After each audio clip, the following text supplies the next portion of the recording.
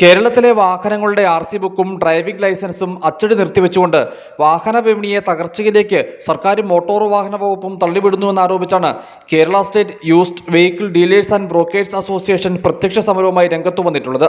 പ്രശ്നപരിഹാരം ആവശ്യപ്പെട്ട് തിങ്കളാഴ്ച Devikulam joint RTO ഓഫീസിലേക്ക് പ്രതിഷേധ മാർച്ച് നടത്തുമെന്ന് സംഘടനാ ഭാരവാഹികൾ അടിമാലിയിൽ വാർത്താ സമ്മേളനത്തിൽ അറിയിച്ചു.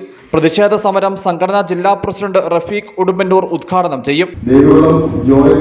മുന്നിലോട്ട് Kerala state used vehicle dealers and brokers അസോസിയേഷന്റെ നേതൃത്വത്തിൽ ഒരു ബഹുജന റാലിയും RTO ധർണയും നടത്തുവാൻ തീരുമാനിച്ചിരിക്കുകയാണ്.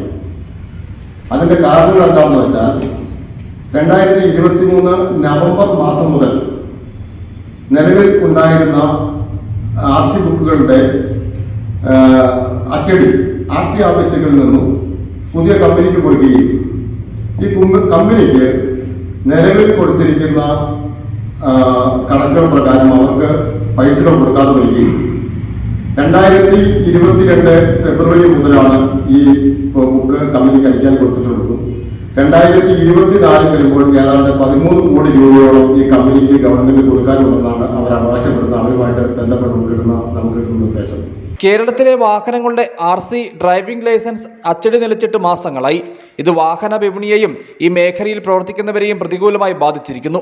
4 ലക്ഷത്തോളം RC ഡ്രൈവിംഗ് ലൈസൻസുകളാണ് അച്ചടിക്കാതെ കിടക്കുന്നത്. ഇതിന് ബന്ധപ്പെട്ടവർ ഉടനടി പരിഹാരം കാണണമെന്നും ഇല്ലെങ്കിൽ സമരം ശക്തമാക്കുമെന്നും ഭാരവാഹികൾ പറഞ്ഞു. സമരത്തിന്റെ ഭാഗമായി അടിമാലിയിൽ ബഹുജന പ്രക്ഷോഭ റാലിയും സംഘടിപ്പിക്കും.